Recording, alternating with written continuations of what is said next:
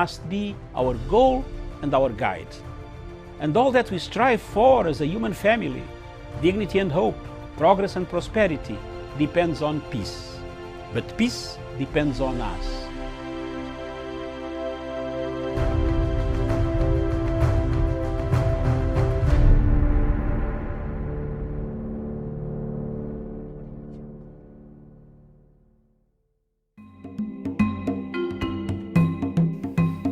Fellow Africans,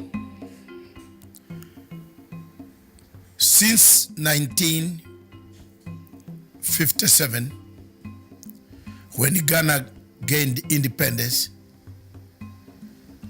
there has been quite a lot of political, social, economic indicators on the African continent that show that Africa has progressed from pre-independence Africa to post-independence Africa. Ghana, your beloved country, is free forever. From now on, there is a new African in the world. That new African is ready to fight his own battle and show that after all, the black man is capable of managing his own affairs. 66 years down the road, Africa finds itself with the first country, Ghana, having gained independence.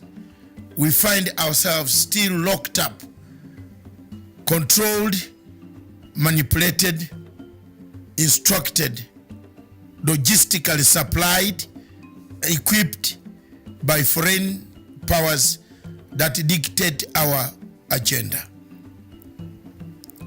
Africa is endowed with plenty of minerals, resources, good weather. The climate is so favorable for the growth of food enough to sustain us.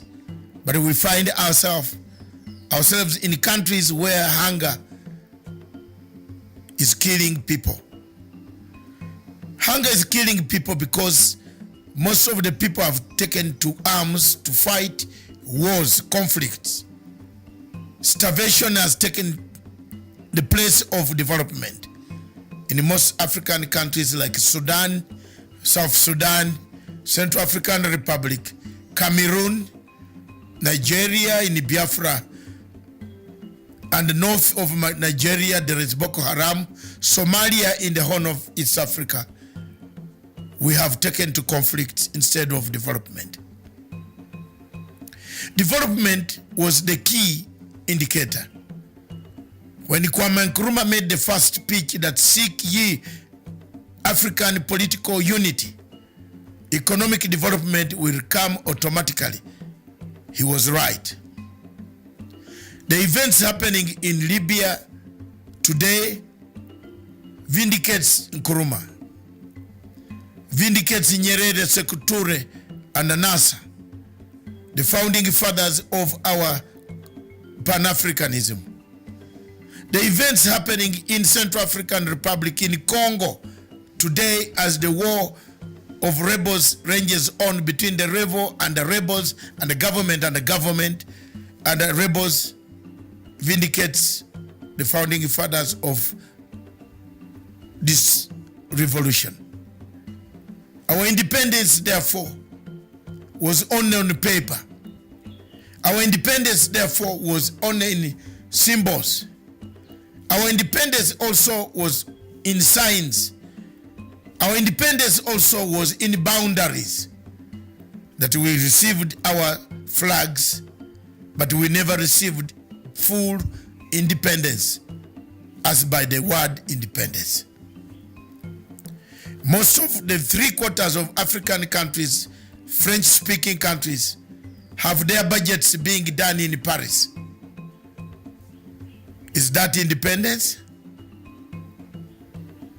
The Paris government or the French government does its budgets based on how much they will get from African countries. Is that independence? Is this the Africa that you want? Is it the Africa that we must look at?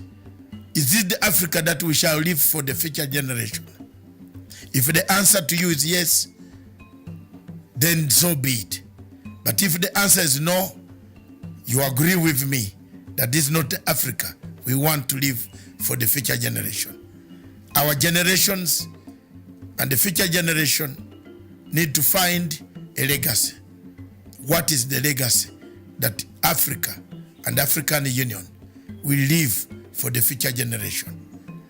The wars ranging in Libya, in South Sudan, in Khartoum, in Mogadishu, in DRC Congo, in Amazonia, in Cameroon, Boko Haram, Mali, in Mauritania, the uprisings in Algeria, all point to one thing, that yes, we are not yet independent. We are still controlled by external forces. Thank you.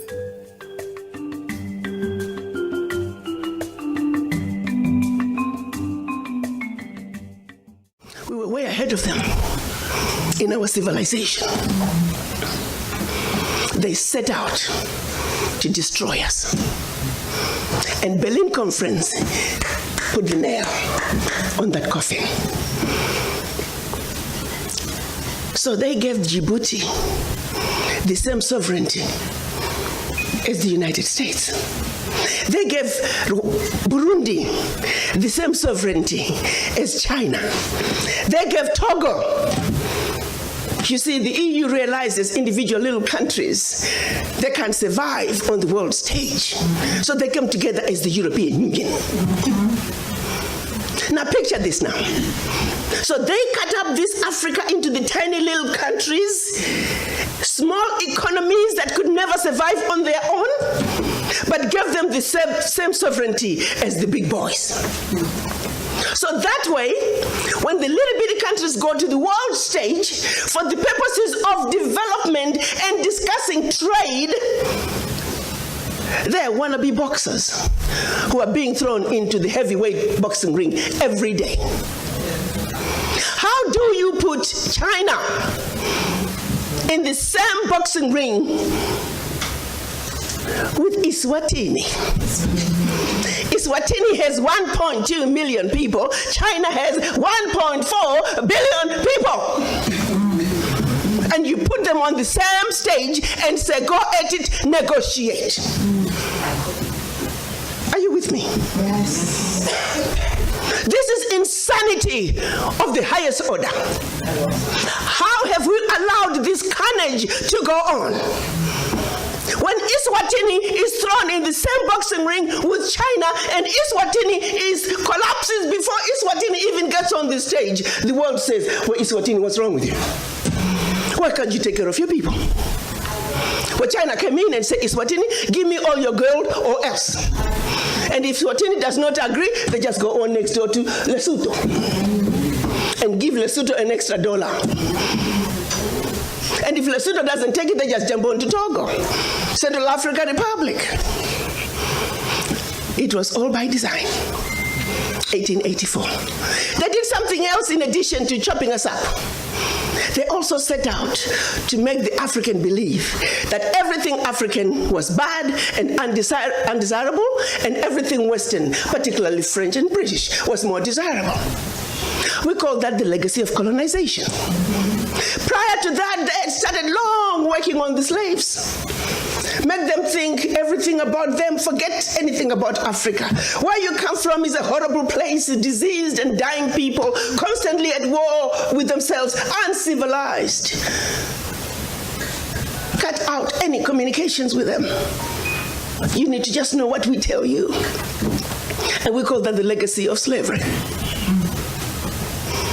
So that's where you look at where we are today. 135 years later, a system that was put in place to see to it that Africa and her children are forever defeated, that Africa is forever exploited, remains in place today, alive and well. And we sit here and we ask ourselves, why isn't Africa moving forward? Why does Africa continue to be taken advantage of? Well, I'll tell you why, very simply. Until Africa comes together as a continent speaking with one voice, one continent, one people, nothing, and I repeat, nothing is gonna change. As individual little African countries, we are wannabe boxers. We will never make it fighting against the heavyweights. We must speak with one voice. Yeah. And this is exactly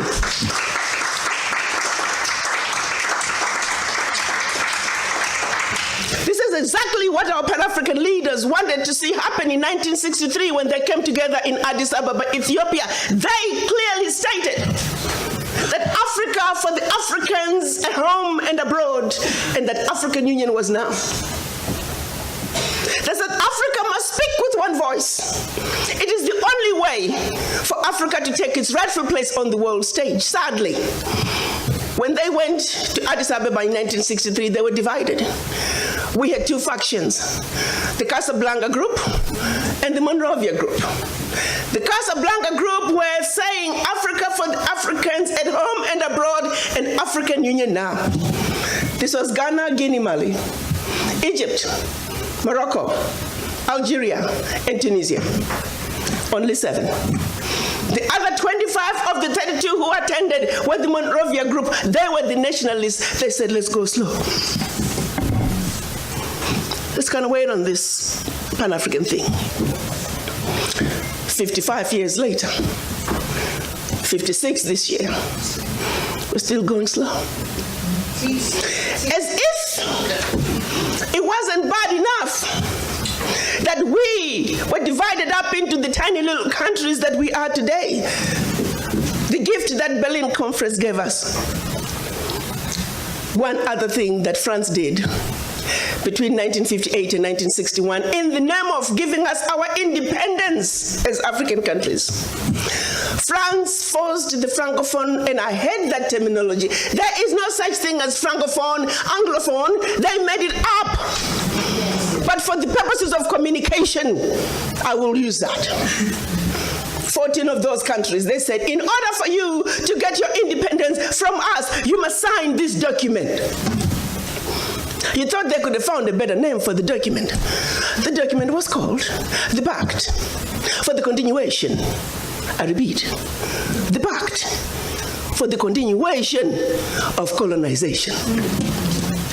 We are talking about giving you independence, but sign this pact for the continuation of colonization in a different format.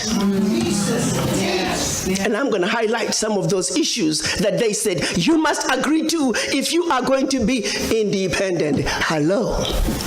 Maybe we need to redefine the meaning of independence for the French.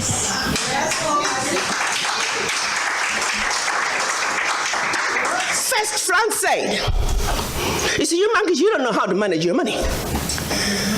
We're going to demand that you deposit 85% of your bank reserves with the French Minister of Finance. Under the French Central Bank, under the control of the French Minister of Finance. France is then going to take your 85% bank deposits from each and every one of you. Deposit those funds in the French stock market under the French name.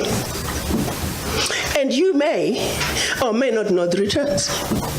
Today, as we speak, the latest figures are saying for every 14 billion that France invests in the stock market from Africa, they are realizing upwards of 300 billion in return.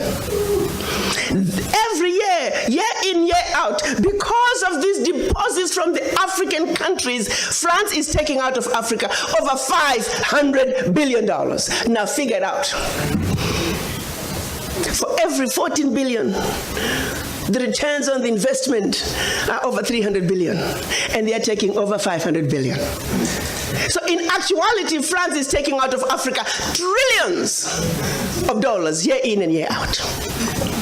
From us poor people, Africans. Back to the pact. So should you want to access some of your money that you have deposited with France, You have to submit your country's financial returns. And if approved, you get it as a loan. You can only access up to 20% of your money year in, year out as a loan at commercial interest rates. Your own money. As if that was not enough. They said all your minerals discovered, yet to be discovered, all your oil discovered, yet to be discovered. France and French companies have the first right of refusal. If there's anything left over that the French companies do not want, your people might have. To this day. They said you will only use the currency that we created for you because you're special Africans. We call it the CFA. There was the Central African CFA and the Western African CFA, same animal. And that France is the only one that can print it for you. 1958. Fast forward. They're still printing it for us. And if you start misbehaving, they just stop printing your money. And your country's in trouble. They also said your language of instruction shall be French, whether you like it or not. That France will have military presence in your country. That your military can only be trained by France. That you can only buy military equipment from France. That you cannot have any military alliance with your neighbor. And that in the event of war, your allegiance is only to France. And furthermore, because they have military presence in your country, they can invade you without notice should they feel that the interests of France in your country are being violated. Teach, sister, teach. Speak on, sister. Fast forward, 2019, nothing has changed. The same people who have the audacity to tell us that we are poor countries, they are taking trillions out of Africa every year. And what is the African doing? Like an obedient, programmed black man, we just give in. We know the facts, but we just do nothing about it. Now, you have to say some of the fears are real, because if France that has sold you inferior equipment to theirs, France that has trained your military to be inferior to their military, they are now in your country. They can invade you. They have the permission to do so. They can destabilize you. And then one might say, why is it that African leaders haven't done anything about this deplorable situation? Well, let me tell you, my brother and sister, they have tried. Documented to this day, 22 coups where leaders were assassinated. France had something to do with it. The first 7, when they decided they were pulling out of the CFA and that they're going to print their own money, they were assassinated. Every time an African leader has tried to do what's best for their country, they were assassinated. Majority of them aided by France. It's a known fact. And then others, they were just mercenaries who felt that when there was a natural resource discovered in one country, they wanted to create a coup. So while the country is thrown into a civil war, they're siphoning the natural resource.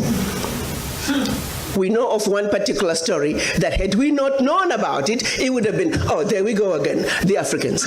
In about 25 years ago, a group of young, rich white kids were having fun in Cape Town. They found out that there was oil in Equatorial Guinea that had just been discovered, and they wanted it. So they set out a plan to have a coup in Equatorial Guinea. So while the Guineans are busy fighting a civil war, they will be siphoning the oil. But they made one mistake. There were 2 planes. One was to leave South Africa, stop in Zimbabwe, pick up more ammunition on their way to hunt in Equatorial Guinea.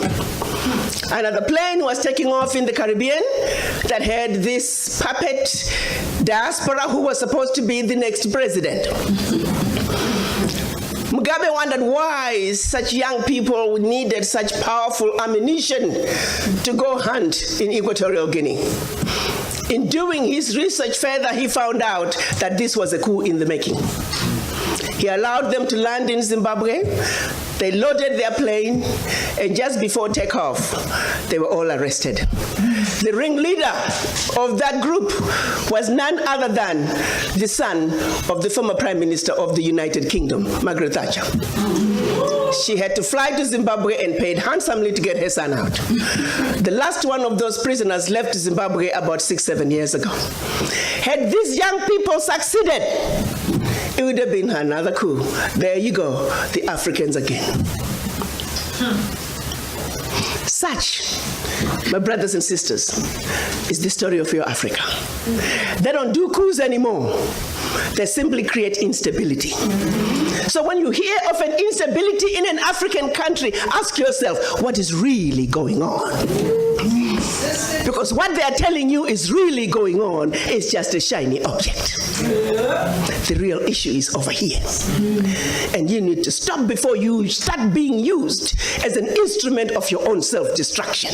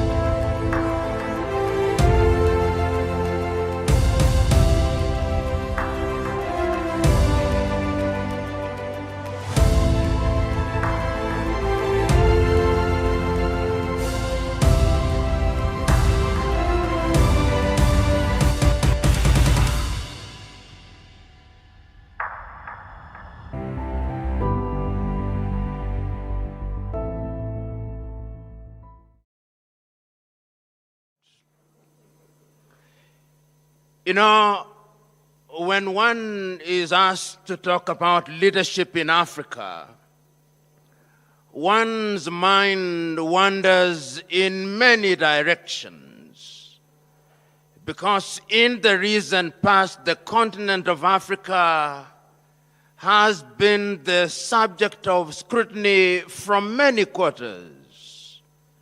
There are those who are Afro-pessimists and take the view that Africa will never realize our potential.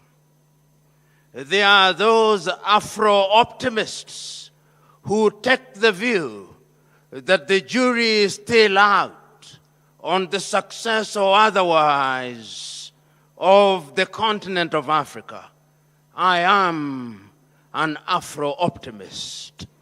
I take the view that this continent has had a glorious past, and that this continent has had her trials and tribulations, but her better days are in the future. There are those who, when talking about Africa, are in the habit of dealing with Africa as if it were one monolithic block. They do not recognize that the beauty of Africa is in her diversity. And indeed, when you care to undertake a geographical survey of Africa, you will be amazed at what the West of Africa offers, what the center of Africa offers, what the South of Africa offers, what the Horn of Africa offers, and what the North of Africa offers. That is the continent that we are talking about today. And we are talking about her because she continues in many ways to punch below her weight. And many are the commentators who take the view that the reason why she continues to punch below her weight is because the men and women who have had the privilege and honor to serve her in different political capacities or leadership capacities have not served her well. There may be merit in that assessment, but those who are quick to judge, Those whose only claim to fame is that they are professional fault finders must ask many questions before they judge and condemn Africa unfairly.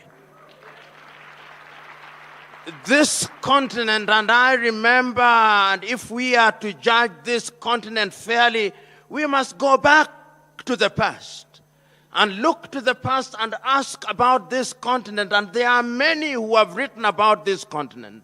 How many of you here will forget the great writings of Senegal's Ante-Cheikh Diop, who has documented in many ways the glorious past of the continent of Africa, the great kingdoms in Africa. When Europe was still in the caves, Africans were building monuments.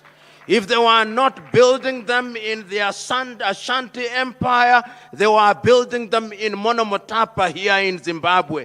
And there is a sense in which all those have been consigned to the Museum of History. And those who look at Africa see Africa as a scar on the conscience of humanity, not remembering that they were themselves co-authors of Africa's misfortunes.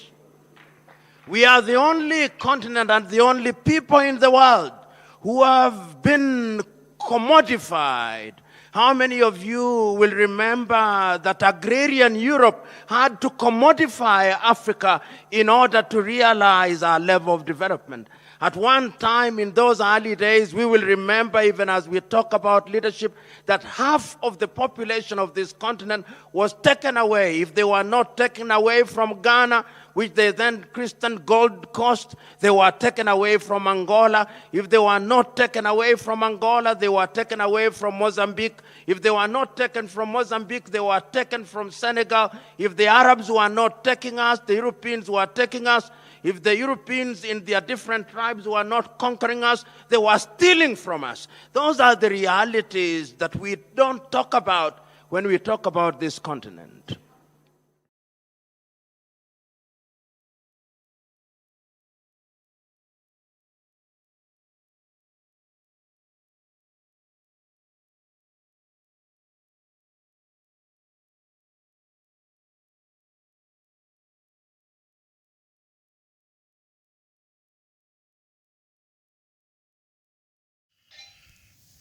Good afternoon, viewers.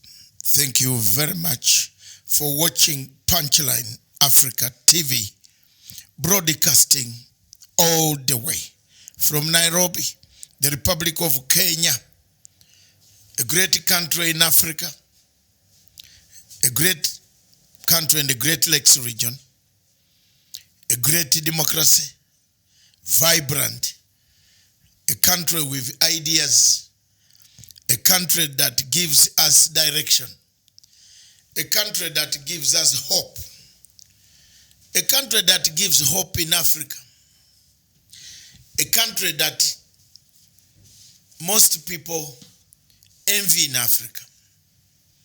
Thank you very much. I am Dr. David Matanga, and my co-host is none other than Miriam Ogutu. Good afternoon. Good afternoon. Yes, indeed. This afternoon, we have a topic at our hands, a topic that concerns Kenyans. In my opinion, it's my opinion. My opinion is directed at the handshake and the BBI. As you are aware, everybody in Kenya, the anxiety is high. People are waiting for the report to come out. This report will come out with recommendations. It is not the final bill. And we want to tell people who are misunderstanding and telling lies. This is just like any report that the president can commission, a commission of inquiry. To begin with, why I chose this topic this afternoon, Miriam, is this morning I was listening to a certain good friend of mine, a lawyer, a woman I respect. I like her. She's a friend's wife. But she made very outrageous statements on television this morning. Mrs. Gladys Shore. She's a lawyer of high repute. And she said the BBI is an illegality. In the Constitution of Republic of Kenya, the president has what we call presidential orders. A president can invoke a presidential order to put up a commission of inquiry, to put up a commission to investigate the happenings of certain things. So for a lawyer to go out and peddle lies on a national television watched by millions in Uganda, other millions in London, other millions in East African Tanzania, it forced me this afternoon to say, let me give my opinion. What's my opinion? My opinion is BBI, handshake, are like any other commission of inquiry to inquire into the conduct of certain direction of any tenet that the president or the people of Kenya think there are loopholes or there's a chaos which is being brought. And that indeed, why did the BBI come about? It came about as a result of the violence that we witnessed after the two elections were over.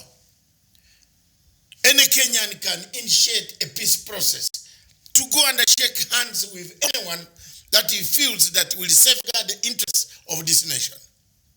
A presidential order can be invoked when there is a national crisis. What Mrs. Shorey should have waited is to wait until all this, after the president has put it forward and the commission has come out and given recommendations and the Kenyans have enjoyed it, to say, let's discuss this item is not very good. There will be a national convention which now brings in everybody to say what he feels, which way forward for this country, to bring a redemption strategy. Mrs. Shore should know a BBI is just a name, a subset of a redemption strategy. How President Uhuru Kenyatta decided to make it a BBI, it is up to them. But the entire thing is called a redemption strategy in conflict resolution mechanisms. Therefore, the recommendations that are being, whether it is a leper, whether it is a beggar who warned Julius Caesar that you have seen the comets 7 days up, 7 weeks, they haven't moved. Oh, Julius Caesar, be careful. There is Cassius and his friend plotting in the Senate to throw you, to kill you.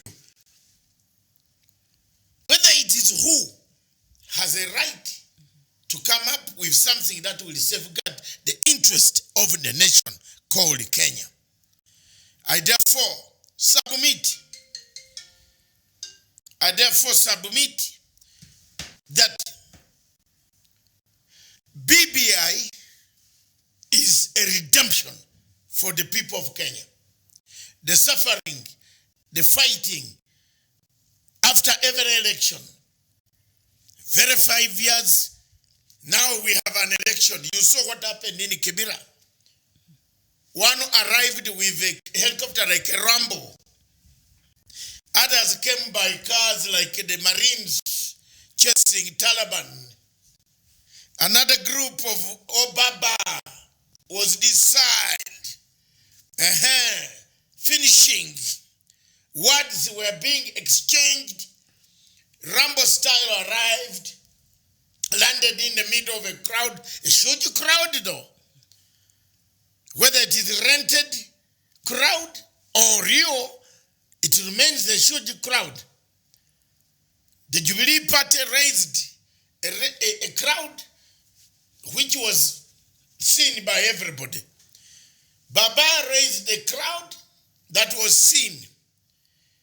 We didn't see the crowd of Musalia Mudavadi because he was intercepted as he turned from Damascus to return to Jericho and go to Jerusalem. These exchanges need a redemption strategy. The very reason that a redemption strategy now that BBI can heal these wounds, that an election cannot be a matter of death, a matter of life and death, Miriam. That people want to kill each other, raise flags, raise swords, get knives, get guns, get commando unit type of bodyguards with black changed attire that can threaten the entire voting system is the very reason that Kenya needs a redemption strategy. Miriam and the viewers, it is this redemption strategy that made me to be sent away from K24. Because every morning, whenever I was given a chance, your final word, I would say, our final word, Al-Fajiri, and the brief. Go and check those clips. I would say, in all this we are saying, Kenya needs a redemption strategy. One of the presenters by name Ian Wafula and his producer called Chege, they said the bosses were complaining they didn't understand this word redemption strategy. They nicknamed Dr. Matsanga redemption strategy. 2012, when Kibaki was in power, I introduced this and I said, Your Excellency, Kenya needs a redemption strategy. People called me, what is redemption strategy? A redemption strategy is, one, cleaning a situation that has difficulties, changing from worse to better, redempted by truth-telling, reconciliation, accountability, restitution, reparations. Add there any word you want, recovery. You add there, Mnangagwa calls it re-engineer, redevelop. Change a position is a redemption. Change from better, from worse to better. Become new. Engage in activities that are not violent. Like every election in Kenya has been violent. Since 1992, City Mortuary expands. Morticians are called on a daily basis to come and do post-mortem of the people who die. Kenya needs a change way forward. And what is that way forward? The way forward of Kenya is a redemption strategy that can bring peace after elections and during elections. Hallelujah. If there is anybody who can do that, my mission in Kenya would be accomplished.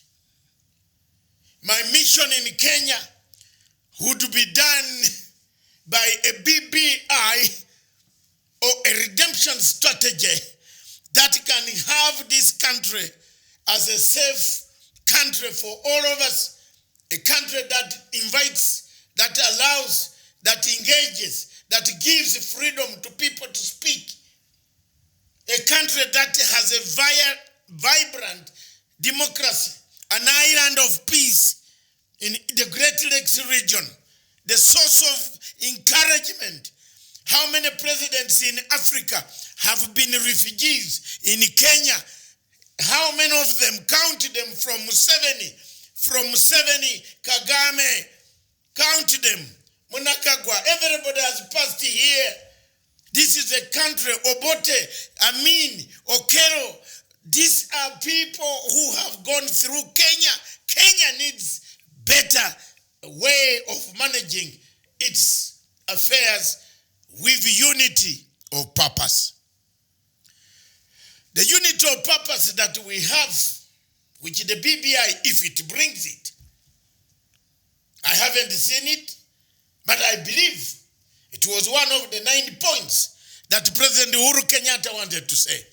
Is that illegality? Madam Shole, is that illegality? Or it is because, time has come for people to stand up and say the truth. Like, my man from my county was not available, was not consulted on the handshake and the BBI. Therefore, BBI, the recommendations that come are illegal. Time has come that we, instead of covering ourselves under the veil of deceit, instead of hiding, it's better to tell the truth. That we are not happy because one person in the system was not consulted. But maybe the president saw it worth not to consult because he would have had too many arguments with misleading information. Wow! No. Misleading information. People mislead. They mislead us. People misled. Maybe somebody misled the president for a long time. And the president must have discovered that if I go and ask about this BBI, I will be told a heap of lies. So let me go and do it alone. Yahweh. I'm today talking Luo, mixing it with everything. Yes, and that was one of the questions, doctors, that I needed to ask you. What you see this antagonism we see towards the BBI before it's even out, and some of these leaders are the ones who had a problem when this famous handshake happened because they were saying they were not consulted and being the sort of leadership arrangement that was in Jubilee and also in NASA. And we saw also in NASA, the core principals are not very happy because they also felt they were not consulted. But somewhat they've come around it and they're trying to work in together and joining the president and the former prime minister in their efforts to, bring this country together. So is it from what you're seeing right now, would you say perhaps they're trying to settle scores for the fact that they were not consulted during what led to now the handshake that happened last year? Are they trying to settle scores? Thank you very much. The president knew that if he brought in this type of argument, and after elections, he was the head of state. He was elected by not only the supporters, but once a Supreme Court makes a ruling, a final ruling that elections were conducted, the matter was done, closed, you no longer become a president of one party. You become a president of the entire region of Kenya. Therefore, the president of Kenya has the mandate and had the mandate to go and negotiate, to make sure that whatever is negotiating and doing is in the interest of the nation called Kenya. The president of Republic of Kenya cannot go to engage everybody on a matter of life for the country. It is very important for people to understand that what the step taken by the president, we had given him a mandate. You people had given the president the mandate. Whom did you want the president? Okay, if you say you want the president to consult you, then at the same time you don't want to say you are part of the presidency.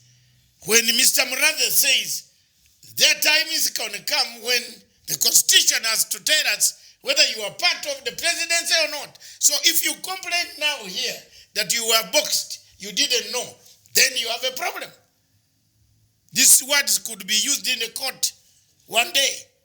Said you were part of it. The presidency is, you are part of the presidency. The president was selected. The president was selected, one, to make sure that he makes decisions in the interest of a nation. Every president in Africa does so. So the BBI, he saw the need. He saw the country bleeding. He saw the economy going down. He saw trucks, kilometers and kilometers of trucks in Busia and Malaba not coming because people feared of the violence that was in Nairobi. Trucks could not pass through Nairobi to reach the port of Mombasa. The economy of Kenya was going down. The president could not wait to consult people who have been lying. Corruption has eaten every corner. Corruption. How could the president wait? He took a decision. And the decision he took, he came back and announced to the public that that is what I've done. Under presidential order, you can invoke an order in the interest of the nation. What the MPs should do, wait until the process of this report. The report is out. It is given to every Kenyan. Timelines are set when you can make proposals, recommendations, then put up into a format that will finally come to Parliament to make it either a law, to make changes necessary. That's when an MP like Gilade Shorey can stand up and say, I am totally not happy with this or that. But when you go on this question to dismember this, because they have been outstaged, this BBI have outstaged their politics. There's nothing you can do except run into Rambo style of operations. That's all left. Because all of us, nobody knows where the report is going to come. Most likely tomorrow.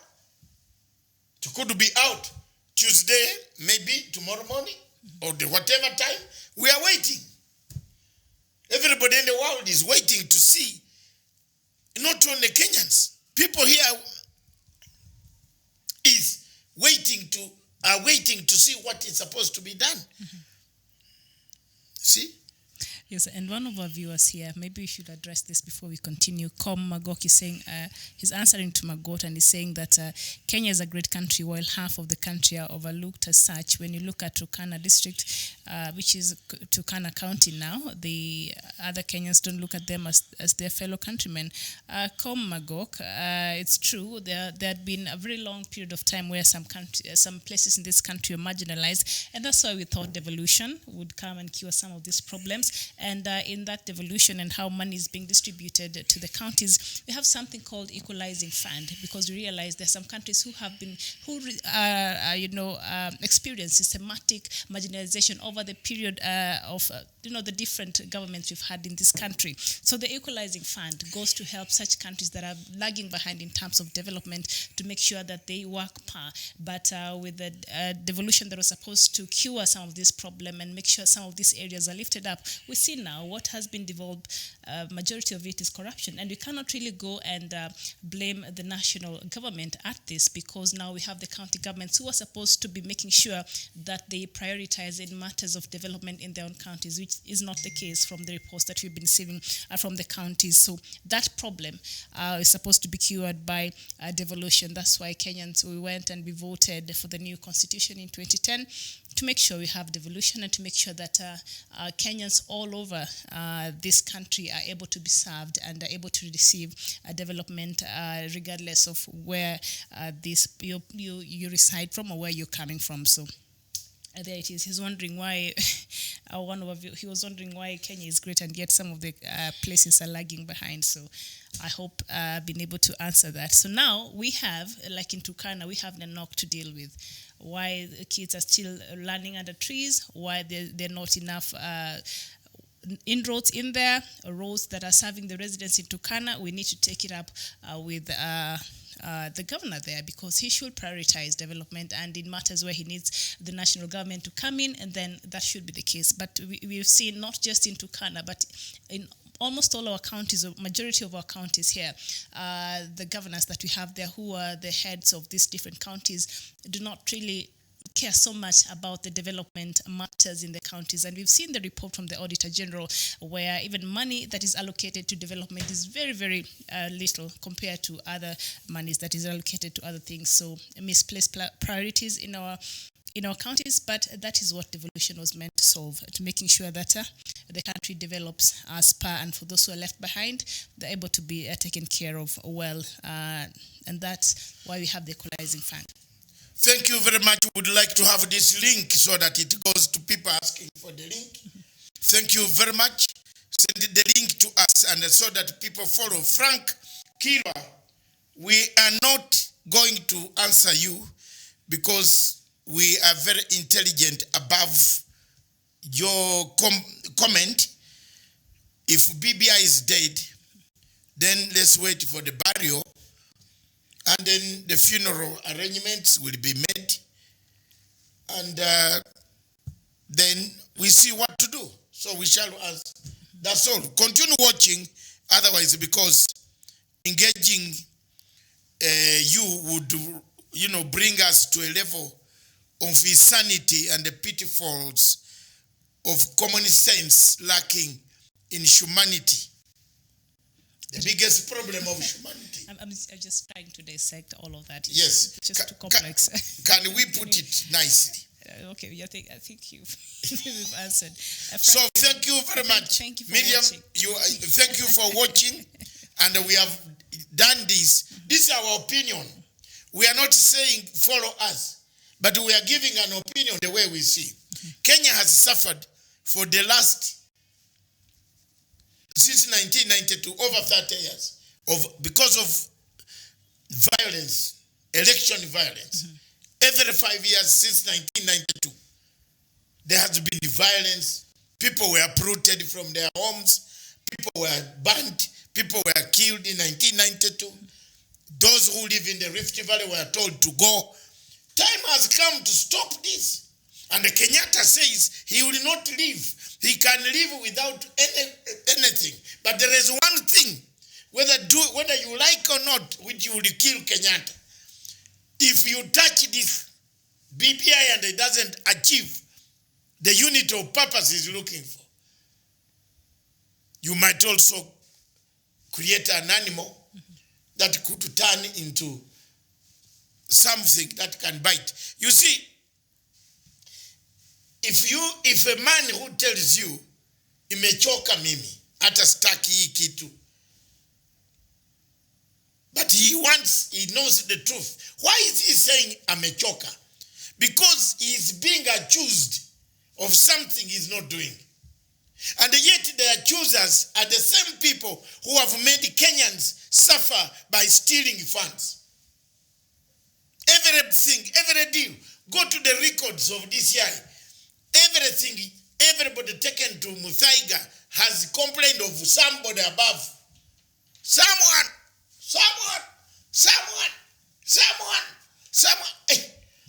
So, even it reached a point that the investigator said, oh. So, what is this life? People have lost their jobs. People have tainted their career because of some people above. Because you will not find these people in... I discovered today something very strange that I was told by one of the contestants in Kibra about Mariga. You see, I did not know. I got it today.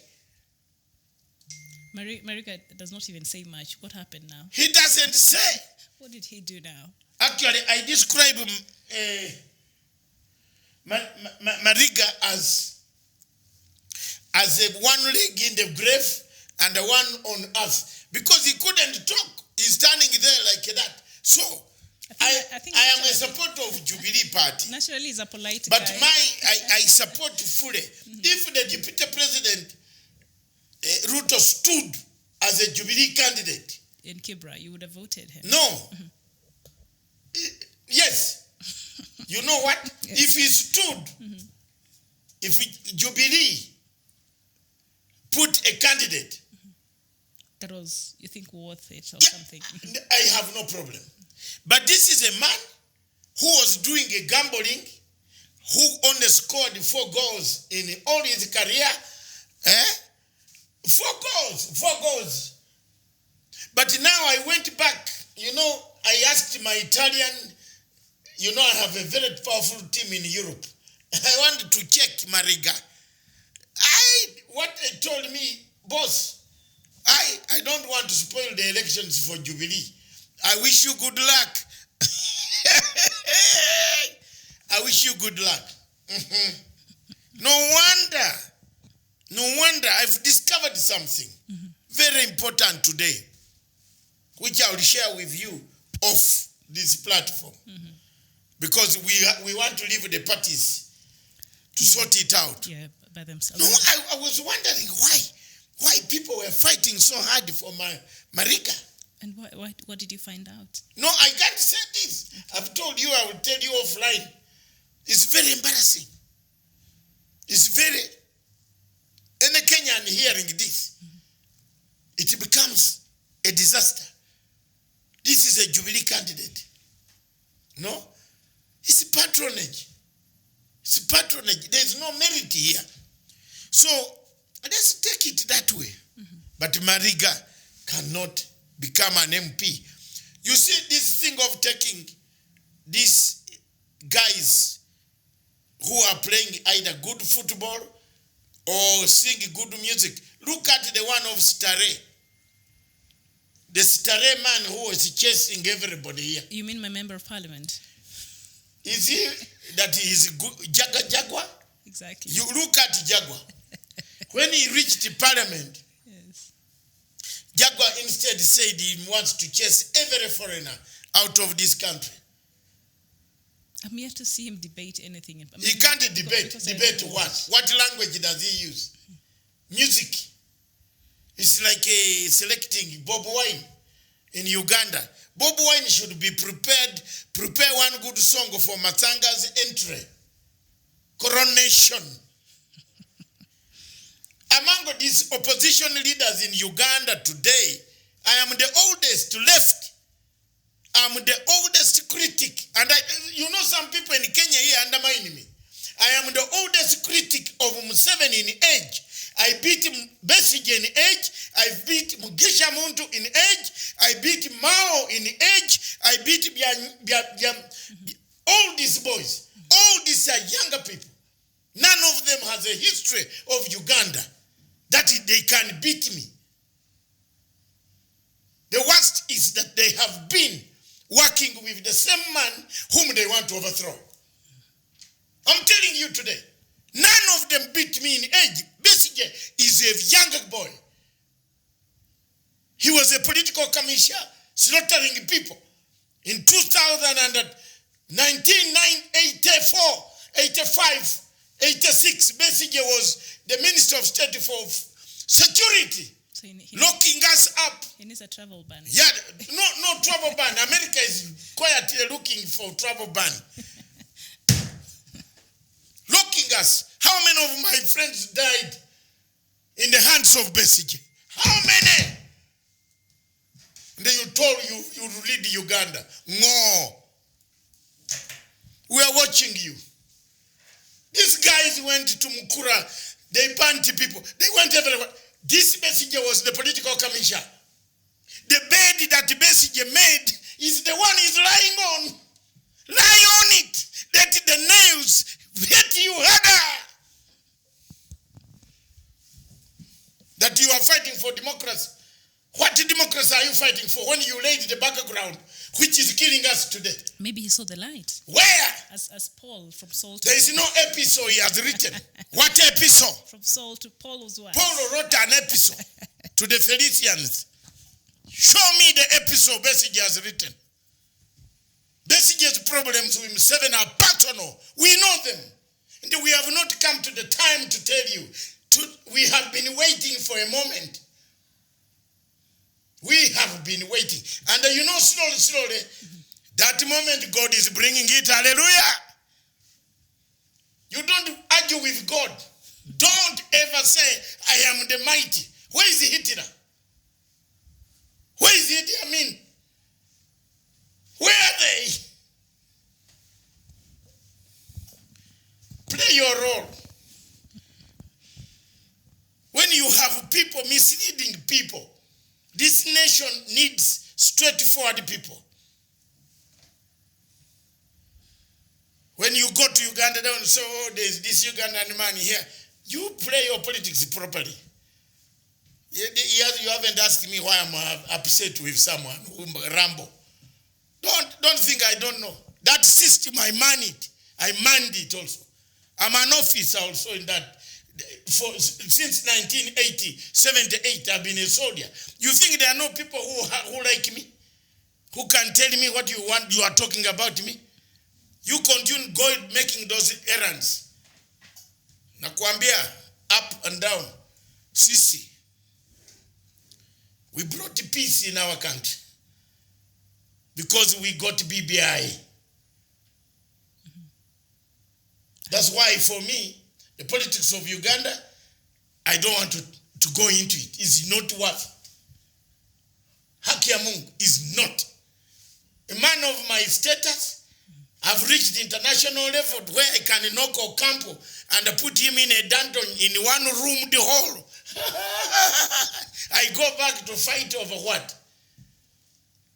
With the Besigye who was making us be detained, that we are leaders of opposition.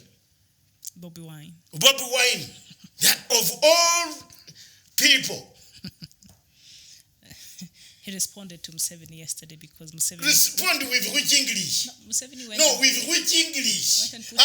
Tell me. Which English? What can Bob Wine respond with what? When you are away. This is what happened. Maybe while... in the morning. While I was away, William, tell me. This is my opinion. That Bob Wine responded to. No, hold on. So President Museveni went to this slum in his area. That is his constituency. And he put a mural. And with the tagline, "Man of the Ghetto."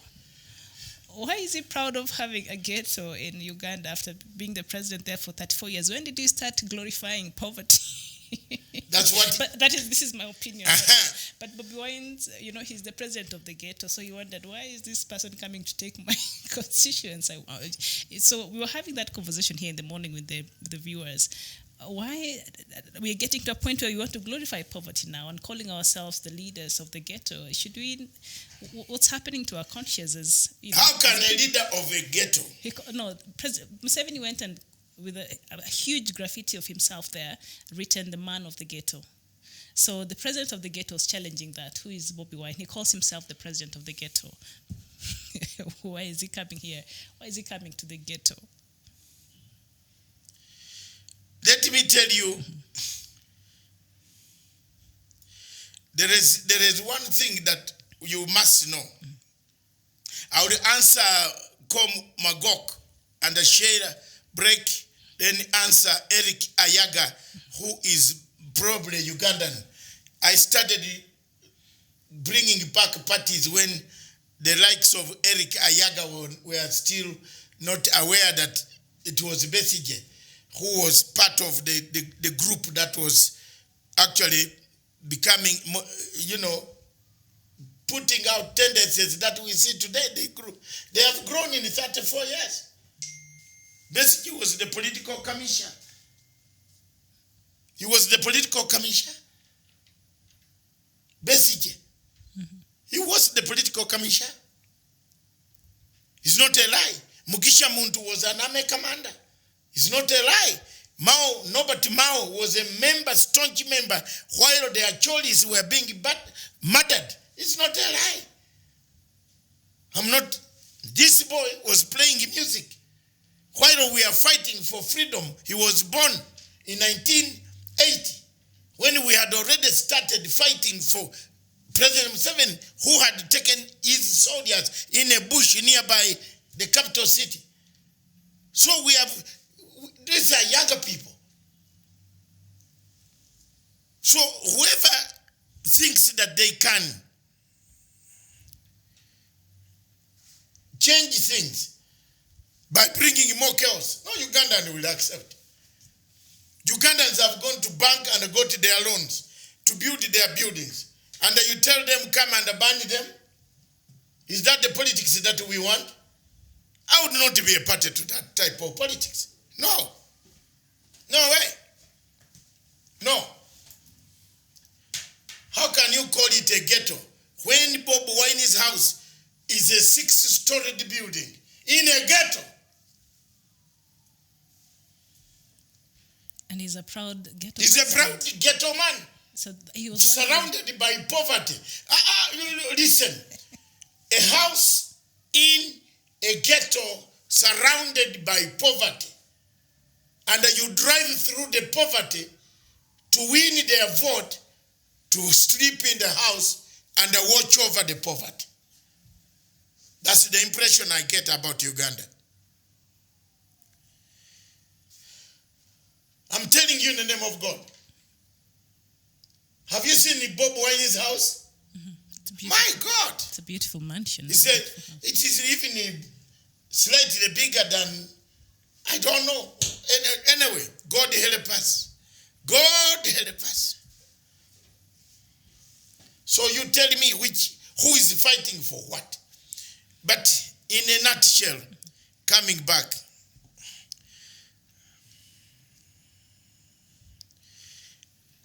Johnson Mwagona said you went back after the handshake. No, I only did a handshake in Uganda in 2008.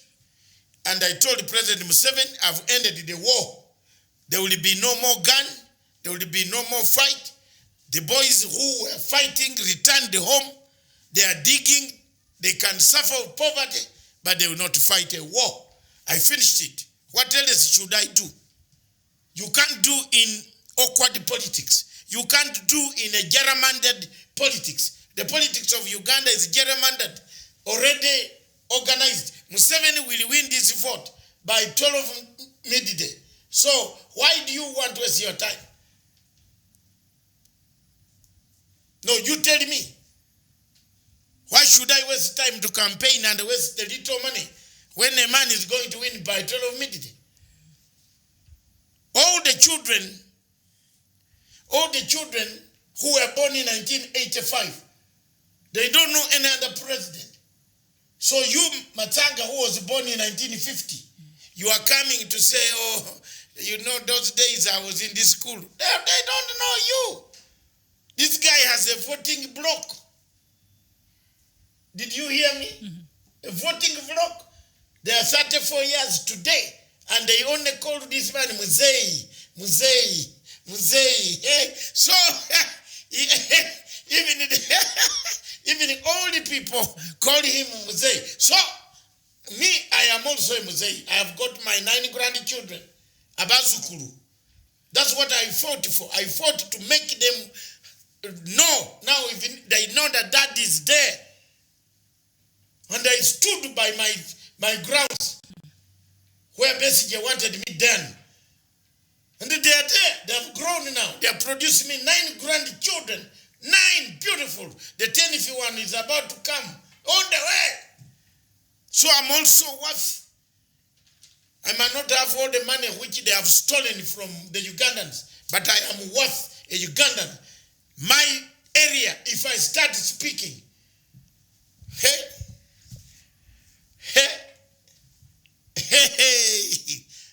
shika pole pole. Thank you. All right. But I am an international citizen. Yes, global citizen. A global citizen tackling Somalia. I am told, Faramijo, you are coming to Kenya. Thank you, you are welcome. But at least apologize to me for having called me kafir. Oh, there's going to be a what? Yes, anything you want, ask me. It's a meeting he'll be having with President Kenyatta. Yes, you are aware. Faramijo is coming to Nairobi. Mm-hmm. Apparently, Faramijo has discovered that The biggest problem is not him, is that small prime minister, that short prime minister of Somalia, short like this. Short! Not my size. That man of Somalia, Hassan Hari, that's the problem. That's the one spoiling. Faramijo might be part of the American hegemony. That you saw the article yesterday where they sold. They are still selling Kenyans. The blocks. Yes. Mm-hmm. They are still selling. These guys are very bad people. Even when the case is going on, they are still selling. They are provoking Kenya to go and annex that Indian Ocean. They are still selling the islands. And you see one of the problems of this international agency, Shell BP, that Dutch company, I had given them some room to thinking they could improve. Now I'm going for them. They caused trouble in Nigeria. We have not forgotten what you have done in Nigeria. If you still have the Boer element, you are Boers. You Boers from Dutch, go back. You are Boer. You still have the Boer element of colonizing us, Africa. How do you buy the blocks when the blocks are under dispute? You see, Kenyans, they don't know. They insult me every day when I cry for them. There's no Kenyan even thinking about these blocks going, that very soon in the Indian Ocean, we might be landlocked. And my Uganda will be in more chaos. They are not thinking. Instead, they are thinking of Rambo style of landing into we are going for election. Higher. You have seen what is happening.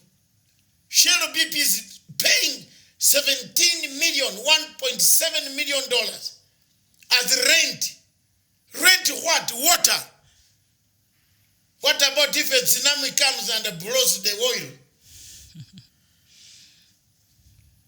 Don't you think that is money going to end up in the hands of terrorists to kill us more? Possible.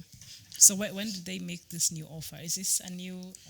It's an offer. It was signed yesterday. Oh, yesterday.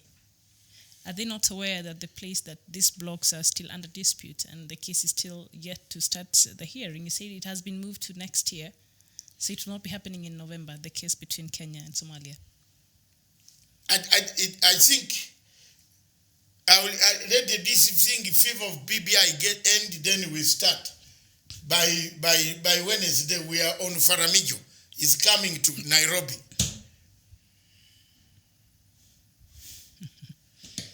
All right. And Eric Anyaga talks about rubbish because none of them can win Museveni anyway. You need to tell these guys the truth. With that type of Bob Wine cannot even construct a policy. He can only construct music how to sing. Matanga is very good. Matanga is very good, man. Oh, Matanga, the right dose. But he can't construct a policy to lead intelligent Ugandans who have gone to Makerere University in Lumumba Hall. Shut up. He'll hire technocrats, no? Hire who? To do the job. Watch an hour. That Eric Anyanga, you don't provoke me this evening. It's a tragedy. It's a tragedy, unfortunately.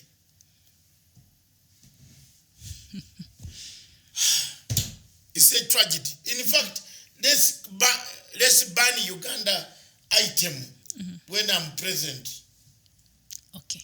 So when he's not around, then we will talk about Uganda. Yes, you can talk. Because for me, I did my part. Yes. And these same people turned on me and said, I was a very bad person. So I left.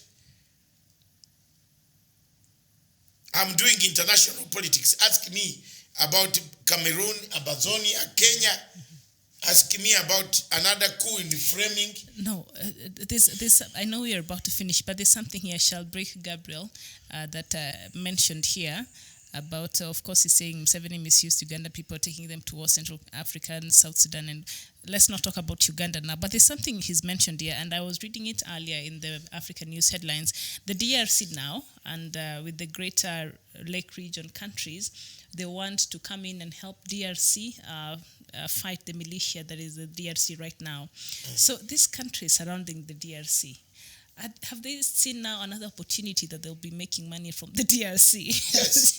Just because the United Nations came out and said, if these countries decide to join you, us will not be part to it. We will not fund that mission because we already have our own mission in the DRC. But what is the interest of these surrounding countries that now they want to come in and help the DRC? Is it really honest help they want to offer? Or they want to partition it softly. So, okay. It's soft. And Burundi is actually really pushing for this. Yes, it's soft. It's soft partitioning. Don't forget that Banyamulenge are equivalent to Kagame and Museveni. They are the same dialect. No different dialects, but they are the same. So if that is happening, that's why I told you, please, let me be away from this. The politics of that region is very complicated. The Greater Lakes, yes. People have this mentality of the Tooth Empire that once governed from Indian Ocean to the Atlantic Ocean. So if Congo cannot have stability. And the fact that the United Nations said they don't want to be part of it, that also, I think, had a deeper meaning to whatever is going on there. And because the United Nations already have like 18,000 blue helmets there that are there for the peace mission. So why do these other countries think they will do better than what is already there? So interesting there. I think they just want to enter and capture and partition Congo. They've seen an opportunity, yes, even to gain. So Congo wants, they want to petition Congo, take it over. I know 2 or 3 people. I know how they operate. You know, when Museveni and Kagame said they were quarreling, they were not quarreling. They were just crying tears at each other. It's another fun. Okay. Yeah, because never entered the agreement, an argument for or against. And you remember on our show here, what did I say? On our show, didn't I tell you President Uhuru Kenyatta must be careful not to enter any of these sides? Because those guys are brothers. And they know they will never quarrel. If you an outsider like Matanga to enter there, you see, you go to Rwanda. If President Museveni does not like you, the Rwandese will arrest you and adopt you in Uganda. For him, I'm telling you. So me, when they are quarreling, I don't want to know. Sitaki kujua. Both of them, when we meet, hello, yes, that's it. Have you seen now the common factor has arrived? No, they want to help the DRC. Yes, the common factor is to petition Congo. In fact, they met together and this is something they're really pushing for. So let's just see how that will play out. But the United Nations has said no, so I don't think it will be ready to sponsor their troops there. So I don't know where they're going to get this money from to help out the Democratic Republic of Congo. Right? Don't. When those guys are quarreling, stay away. Okay. When they are quarreling, get off. Don't get your word there. Otherwise, you will be what they call collateral damage. Oh, collateral damage. Yes. Okay. Collateral damage, you are gone. Don't. Kagame and Museveni, when they are quarreling, I just laugh. There are people who don't know them who will involve their mouths there. No, not me, David. No. A man who tells you that your money will be given, and then as soon as you leave the place, the story changes. Up to now. Michael Odechuku, good evening to you too, and the rest of you, thank you so much for joining us this evening. Thank you very much, Miriam. I think that's our opinion. The BBI is a good thing for people of Kenya. if it can touch on the principles that have, or the factors that have been creating disharmony in this country. That is all, in summary.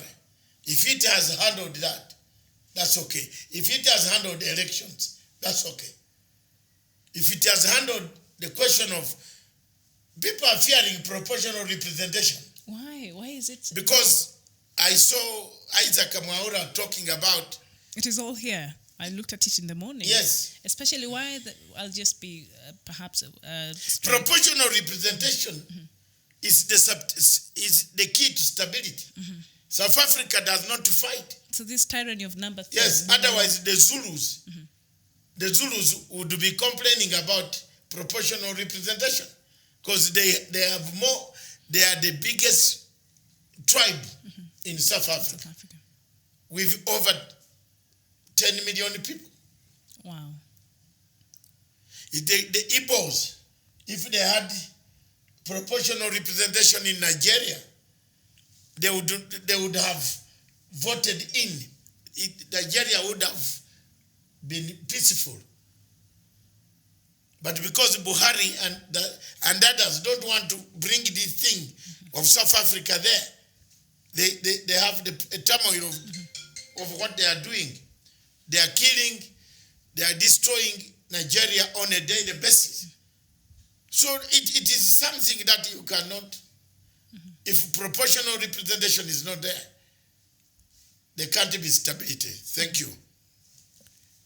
All right. Thank you so much. Do we see our viewers tomorrow at Good Morning Africa? So we see you tomorrow for another edition of Good Morning Africa, 11 a.m. East African time. But for now, thank you so much for joining us.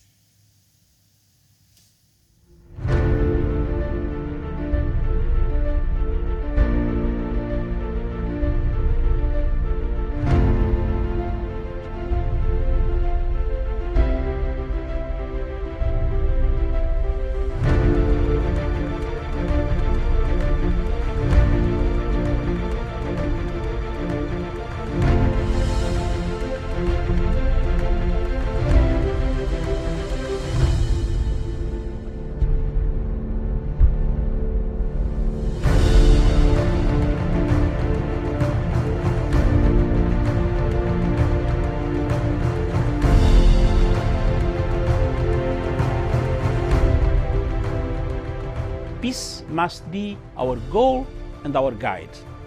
And all that we strive for as a human family, dignity and hope, progress and prosperity, depends on peace. But peace depends on us.